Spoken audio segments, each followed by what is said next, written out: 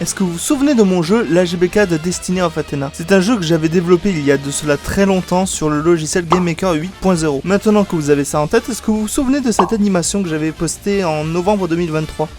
Voilà. Maintenant que vous avez toutes les cartes en main, vous avez très bien compris que le projet a été perdu. Serait-ce un Lost Media? Comment ça, pas mal les Mais ne vous en faites pas, car j'ai décidé de reprendre mon courage à deux mains pour retravailler ce jeu sur Godot. Générique.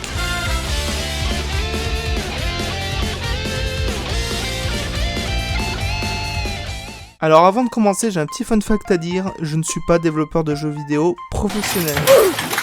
C'est-à-dire que ce que vous allez voir là, c'est vraiment du débutant, voire même de l'intermédiaire. Je tiens à dire très franchement, ça ne sera pas très professionnel. Voilà quoi, je m'y lance. Donc pour commencer, je vais m'attaquer au vif du sujet, c'est-à-dire le système de combat. Avec une scène que j'ai appelée Stage Test, parce que c'est littéralement un stage test. Et comme premier personnage, je vais faire Steve Thunder. Fallait s'y attendre. Je lui ai attribué quelques animations que vous pouvez voir juste ici. Et bien évidemment, quelques lignes de code pour pouvoir contrôler son personnage dans le Stage Test. Pour l'instant, ça rend pas trop mal. Suite à ça, j'ai ajouté d'autres lignes de code qui permettra de jouer en multijoueur simultanément. Et aussi le système de caméra qui permet de suivre les deux joueurs en même temps.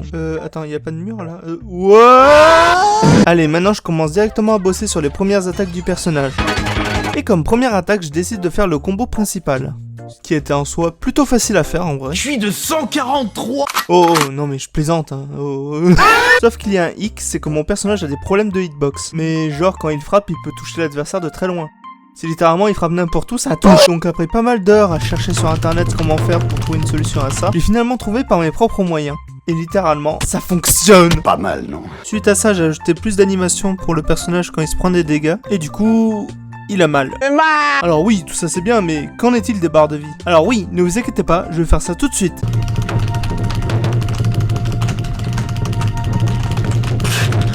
Et voilà.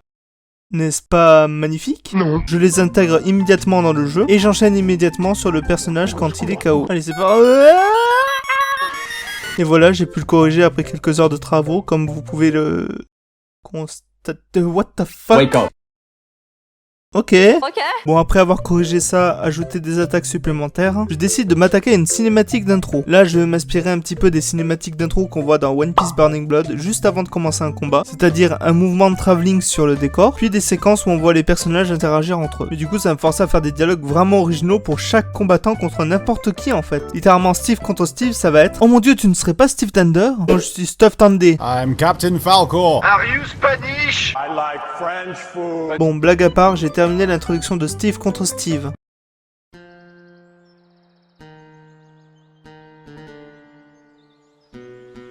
Attends une seconde, c'est bien moi? Ce n'est pas un miroir, je ne rêve pas, mais comment ça se fait? Je n'en ai aucune idée. Battons-nous pour voir lequel d'entre nous deux est le plus fort.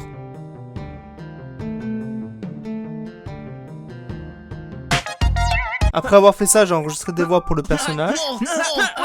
Et après ça, je me suis posé et je me suis dit... j'ai envie de faire une sélection de personnages. Mais pas n'importe lesquels. Vous voyez dans Dragon Ball Z Budokai 3 un peu le système où ça fait un cercle et quand tu choisis, le cercle il tourne. Ben j'aurais bien aimé faire ça, mais vraiment à l'horizontale. Mais c'est super galère, du coup je vais faire un système normal. Et voilà comment ça rend pour l'instant. J'en ai même profité pour ajouter du son. Le nom de votre personnage change en fonction de où se trouve votre curseur. Et bien entendu, l'image du perso qui va avec. Parce que sinon, Steve Thunder, on serait pas qui est Steve Thunder. Bon ok, j'arrête. D'ailleurs, petite anecdote, quand j'ai perdu mon ordinateur avec le projet du jeu et tous les données qui va avec, je me suis dit récemment que je devais certainement refaire tous les sprites du jeu depuis le début. Et puis je me suis rappelé qu'il y avait Discord. Et sur Discord, j'aime bien partager mes créations avec mes amis. Et c'est après, en fouillant un peu sur les serveurs, par-ci par-là, j'ai retrouvé mes sprites. Regardez, c'est la carte du mode histoire. Oui, vous avez raison, je pars tellement dans tous mes délires. Et c'est après cette découverte que j'ai décidé d'intégrer un nouveau personnage. Here comes a new challenger. Voici Guillaume, le personnage le plus rapide de l'équipe AGBK. Comme vous pouvez le constater, Guillaume est bel et bien dans la sélection de perso, mais il n'est pas jouable. Aïe, coup dur pour Guillaume. Tout simplement parce que je n'ai pas fini à 100% les sprites de Guillaume. Sans compter aussi que je dois finir Steve Thunder avant de m'attaquer à un autre personnage. Maintenant, let's go reprendre le développement de notre cher Steve.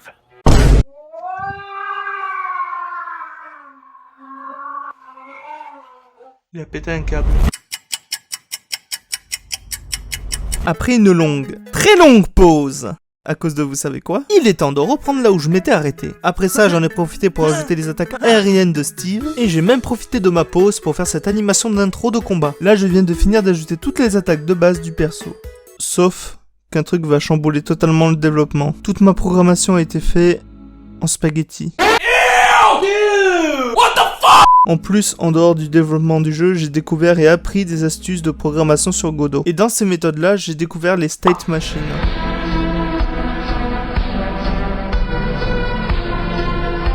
Ce que je trouve personnellement primordial pour créer un personnage complexe dans un jeu vidéo. Et du coup, vous savez ce qu'il reste à faire.